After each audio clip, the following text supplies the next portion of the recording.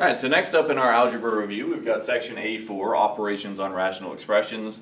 It's a pretty short section, but we're going to cover several different topics here fairly quickly, just going through a couple of examples of each.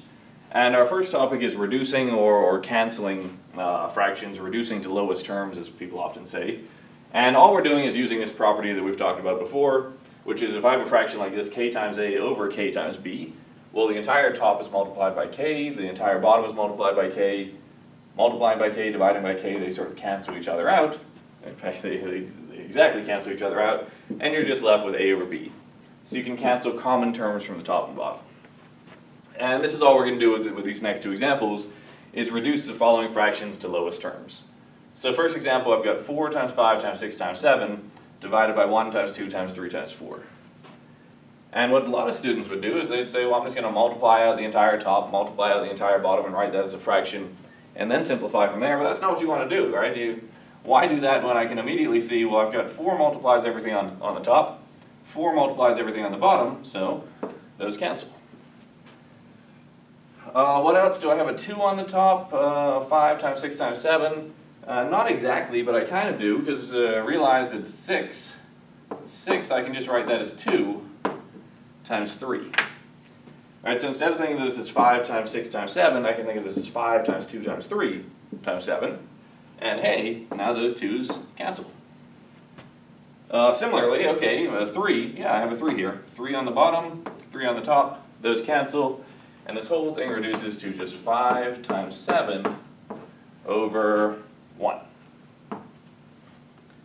Alright, so instead of just going ahead and multiplying 4 times 5 times 6 times 7 and then canceling from there, if you do the cancellation before, now I don't have to do any of that. You can see that this fraction actually just equals 5 times 7, which is 35.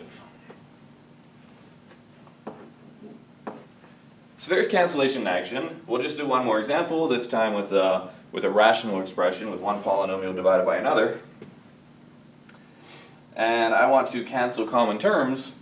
The problem is there's nothing right now that cancels.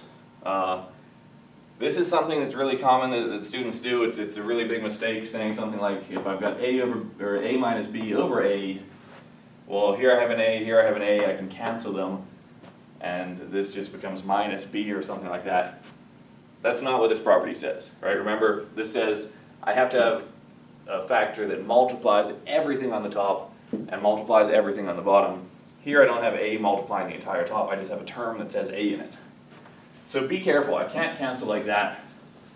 And what I'm saying is if you were to try and do that, you might say, well, I've got x squared and x squared, I'm going to cancel them. I can only cancel multiples, not things that are added. Alright, so what I can do though, is I can realize, well, maybe I can factor some stuff. So let's try and factor this in and get things multiplying together. And the top here does factor quite nicely. X times x. What do I want? I want two numbers that multiply together to give plus 9, add together to give minus 6. That sounds like minus 3 and minus 3 to me. And on the bottom, x squared minus 9, notice this is a difference of two squares, x squared minus 3 squared. So that immediately factors as x minus 3 times x plus 3. Now I can use this property, right? Now I have something that multiplies the entire top and multiplies the entire bottom, and that's x minus 3. X minus 3 over x minus 3, those cancel, and I'm left with, this simplifies down to, in lowest terms, x minus 3 over x plus 3. Alright, so this is where factoring comes in. This is sort of where factoring is really important, is if I want to cancel fractions, reduce things to lowest terms, I need to fully factor before I can do it.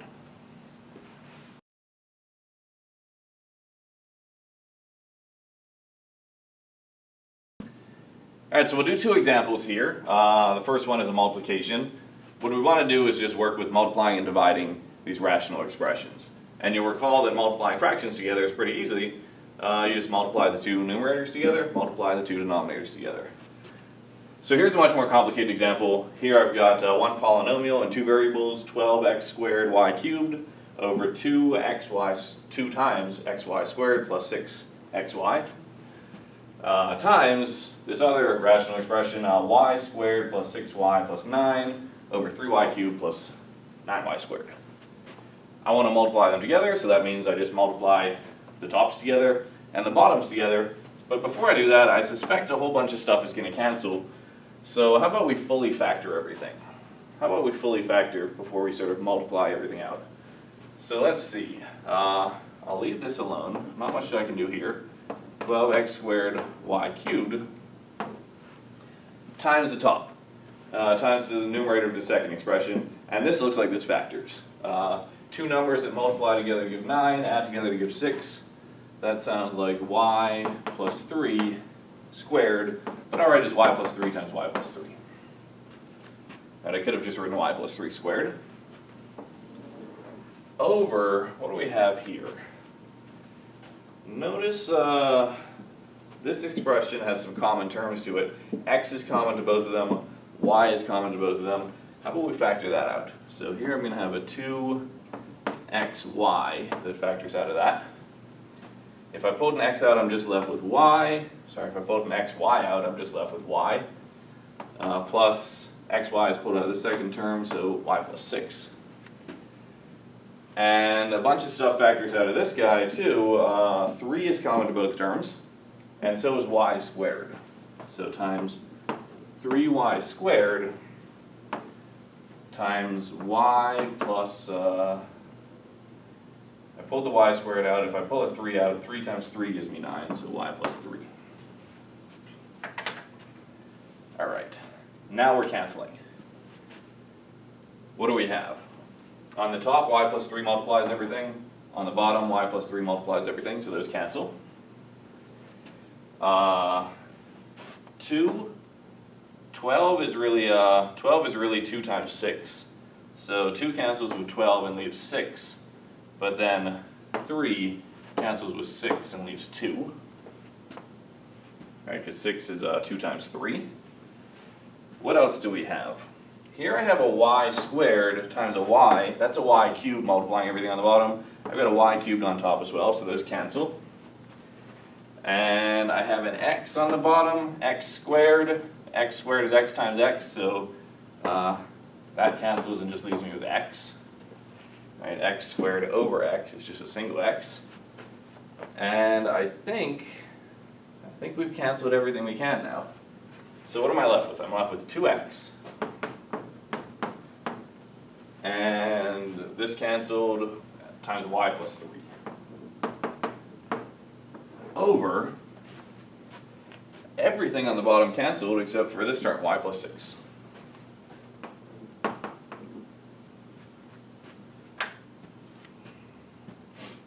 And that's as far as I can take it, right? Again, I can't cancel the y plus 3 with the y plus 6 or anything because I can only cancel terms that multiply the entire top and the entire bottom. So this is the end. This is as far as I can take it. But this is multiplication. We started off with a pretty tough example that illustrates just about everything. Don't just sort of, yes, it's correct to say top times the top, but usually you want to factor before you sort of start multiplying things together, because then you can cancel as much as possible from the start, and that'll save you a lot of time.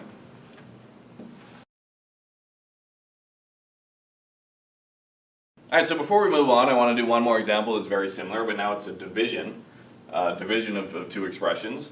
And just to recall how division of fractions work, if I've got one fraction divided by another, well, the way you divide by this fraction is you actually just flip it and turn it into multiplication. So you multiply by the reciprocal. Again, I really hate this division symbol. Full disclosure again, once you get to calculus and beyond, no one ever uses this symbol again. I'm sticking with it for now because you'll see it in my math lab and the homework assignments a lot, but in reality, people would always just write it like that. Okay, so anyway, let's see. I want to divide. One fraction divided by another expression. Keep in mind when I'm writing the reciprocal, this is really just over 1, right? People don't often write the over 1 because it's redundant. It's understood. But now that I have to flip it and multiply, this becomes x squared minus 9 over x squared minus 3x times, so they're reciprocal. This is 1 over x squared minus x minus 12. And now it's absolutely no different from the problem we've already done. Now it's just multiplication once again. And once again, before I multiply, I probably want to fully factor everything as much as I can. So let's see, x squared minus 9, that's a difference of 2 squares. That's x minus 3 times x plus 3. And then just times 1. Usually I wouldn't write that times 1, but just full disclosure, it's the top times the top. And then on the bottom, let's factor this as we go. I can pull out an x. X times, I'm left with an x here, and a minus 3 here. And this polynomial looks like it probably factors to me, so let's try and factor it. I need two numbers that multiply together to give minus 12, add together to give minus 1. That sounds like minus 4 and plus 3 to me. And that means a whole bunch of stuff cancels. X minus 3 cancels with x minus 3, right? That the entire top is multiplied by x minus 3. The entire bottom is multiplied by x minus 3.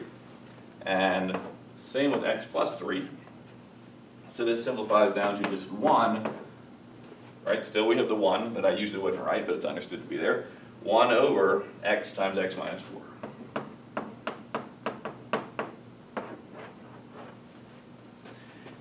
And there's our solution. And once again, I'll remind you, before you just start multiplying things together, it will become a nightmare and really messy. Factor as much as you can so that you can cancel as much as you can before you start multiplying. Let's see.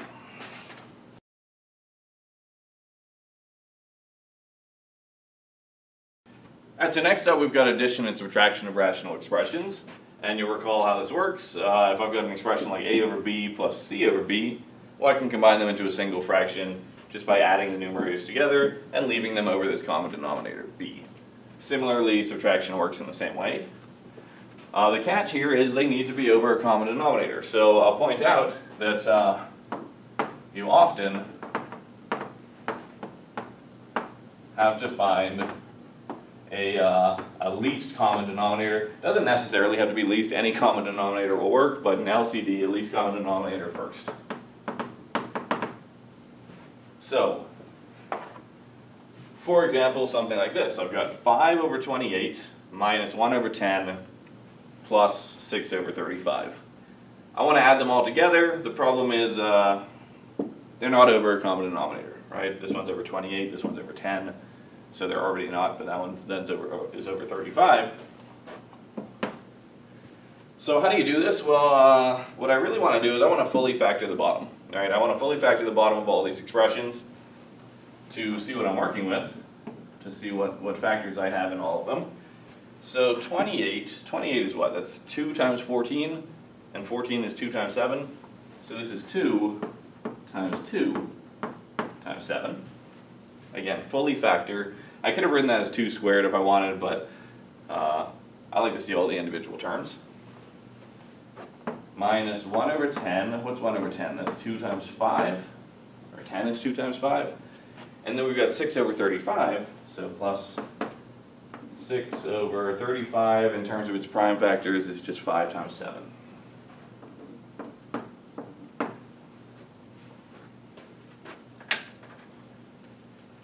Okay, so now I want the bottoms to sort of all be the same. I want the bottoms to all be the same, and you'll notice, for example, this denominator has a 5 in it, but this guy does not.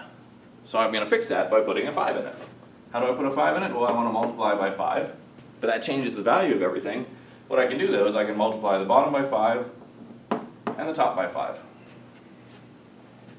And now that doesn't change the value, right? Because they cancel each other out as we did in the beginning of this section. So that's totally fine. And now what? So this has a 2 and a 5 in it. So does this. And this expression has a 5 and a 7 in it. So does this, 5 and 7. So we're good. And that is, in fact, the least common denominator. I want all of these terms to appear in all of these other expressions as well. Right? For example, over here I only have 1, 2. Here I have 2 2's. So I'm going to multiply by 2 on the top and bottom. And I also want a 7 because this guy has a 7 in it, and so does this one. I want a 7 in this expression, so I'm going to multiply top and bottom by 7 as well. And now this denominator is the same as this denominator, 2 times 2 times 5 times 7. And lastly, do the same thing with this guy. All I'm missing, I've got the 5 and 7 already, I'm just missing the 2 times 2, so let's multiply the bottom by 4, and the top by 4, or 2 times 2. So I've manipulated them all to have the same denominator. Right? This is now, what do we have? We've got 25 over, let's figure out what this is. 2 times 2 is 4, times 5 is 20, 20 times 7 is 140. So that's 25 over 140 minus 14 over 140 plus 4 times 6 is 24 over 140. Okay, so by finding a common denominator for all of them, I now have them all written as equivalent fractions, but divided by 140 instead.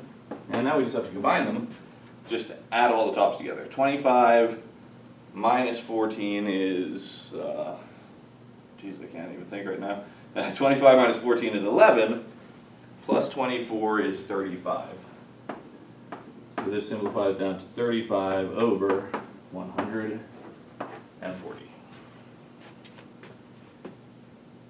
But this is what you always do. When finding a least common denominator, you look at, you fully factor the bottoms, fully factor the denominators, and ask yourself what appears in the other expressions that I don't have in my first one.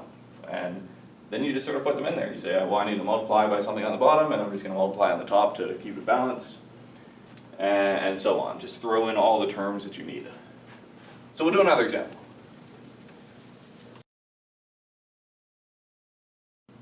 Alright, so next up, instead of working with just numbers or just integers like we did last time, here we're working with polynomial expressions.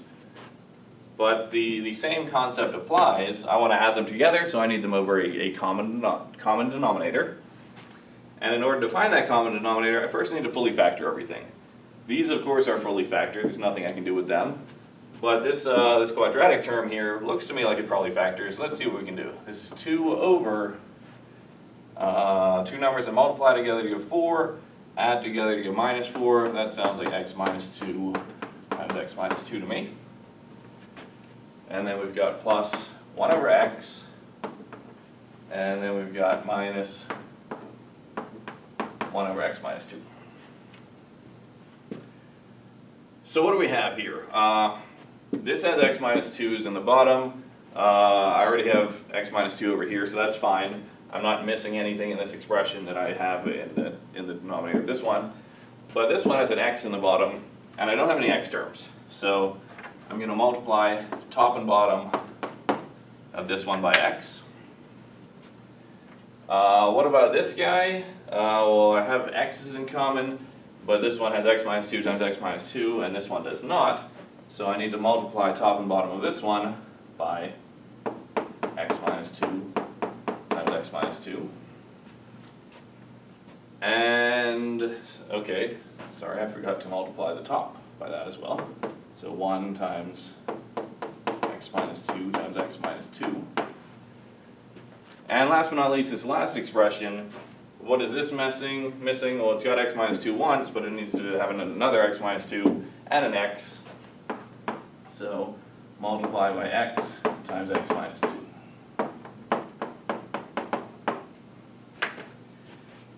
Now they all have the same denominator on the bottom, x times x minus 2 squared. So let's see. I'm not going to write this as x times 2. Typically people write 2 times x, you put the coefficients in front. What about this? Plus x minus 2 times x minus 2 minus, there's a minus sign here, this was minus x times x minus 2. All over on the bottom, x times, they have the same denominator, x times x minus 2, and I'll just write this as x minus 2 squared now. And we're technically done, but I highly suspect if we multiplied everything out on top, I highly suspect a lot of terms would cancel. We might even be able to factor and have a common factor with the bottom that'll cancel. So let's see what happens. Here we've got 2x plus, let's square this whole thing out. I'll do this quickly, we'll just FOIL this quickly mentally. This is x squared. In fact, we already know what x minus 2 times x minus 2 is. It's this expression right here. X squared minus 4x plus 4. And then we've got minus, make sure you distribute this negative, minus x times x, so minus x squared minus x times minus 2 is plus 2x. All over the bottom. X times x minus 2 squared. What do we have? 2x plus 2x is 4x, and there we've got a minus 4x, so those go away. We've got x squared minus x squared, those go away. And we're just left with plus 4. So this whole ugly expression actually simplifies down to just 4 over x times x minus 2 squared.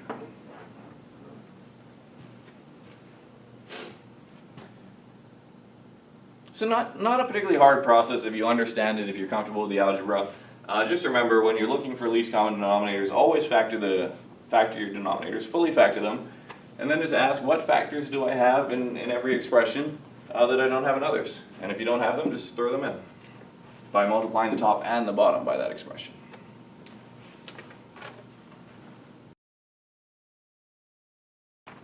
So our last topic in this section, compound fractions, is again, we're just manipulating rational expressions, fractions. And compound fractions generally look like you've got some expression involving fractions on the top, some expression involving fractions on the bottom. So I'll show you what I mean with just an example. We'll just say, let's simplify this expression. 1 over 2 plus h minus 1 over 2 over h. So this would be a compound fraction because my numerator involves expressions involving fractions. How do you handle this? Well, the same way every single time. Generally, you want to reduce it to just a single fraction on top and a single fraction on the bottom. I already have a single fraction on the bottom if you think of this as just h over 1, but on top I need to combine them first. Okay? So, we want to combine these. I want to evaluate 1 over 2 plus h minus 1 over 2. How do I do that? Well, the way we just talked about, we need to put them over a common denominator first. This guy, the bottom is multiplied by 2. Over here, the bottom is just 2 plus h. So all I can really do is multiply them together. Let's go with 2 times 2 plus h. So multiply the top and bottom by 2. And over here, I need 2 times 2 plus h, so we'll multiply the entire bottom by 2 plus h, and the top by 2 plus h. Alright, so in this case, the least common denominator is just the product of the two denominators. And you can always do that, by the way. You can always just multiply the denominators together if you don't want to bother to look for a least common denominator. But yeah, now we can combine them into a single fraction. So we've got 2 minus 2 plus h all over 2 times 2 plus h over h. I think I'm going to run out of space here, but we'll see if I can squeeze some on the board over here.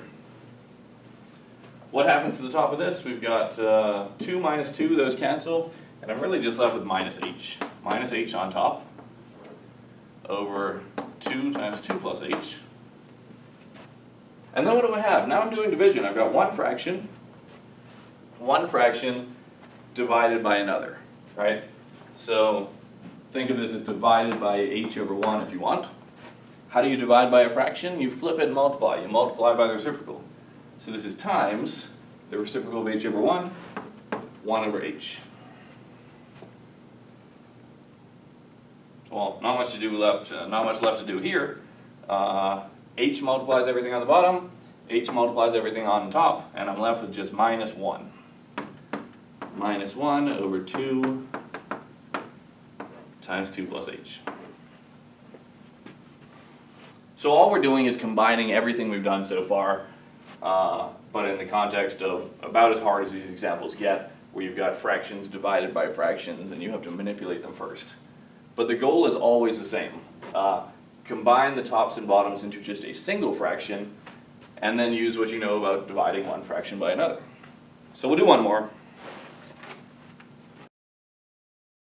We'll do just one more. Here I have 1 minus y squared over x squared over 1 minus y over x. So same thing. I've got this compound stuff divided by this compound stuff. First and foremost, I want to combine tops and bottoms into a single fraction. So what do? Well, I need to put these over a common denominator. 1 is just, this is 1 over 1 if you want to think of it like that. So to put them over a common denominator, I just need to divide top and bottom of this expression by x squared. So this will be x squared over x squared minus y squared over x squared divided by, over here, what do I have? I've got x on the bottom, so I just need to multiply top and bottom by x. So this is x over x minus y over x. Now they're over a common denominator, let's just combine them. So this is x squared minus y squared over x squared, and then divided by x minus y over x.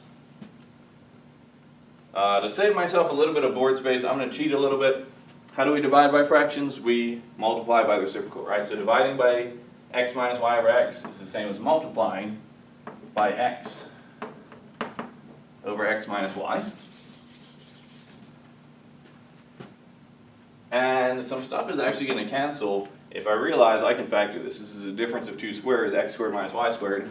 That's x minus y times x plus y times x over x squared times x minus y. So x minus y cancels with x minus y because they're common factors in the top and the bottom. And x cancels with x squared and leaves me with just x to the 1. Alright, this is x times x and one of them has canceled. So this whole thing actually simplifies down to x plus y over x. And that would probably be the form my math lab wants. It might indicate exactly how to answer your answer. Or you might go back to something that looks more like what we originally had. This is x over x plus y over x, so x over x is just 1 plus y over x. The two answers are algebraically equivalent, they just take on slightly different forms. But that is, that's the whole section, I think. Lots of different topics here, but it's all sort of just manipulating these rational expressions, operating with them using multiplication, division, canceling, addition, and so on.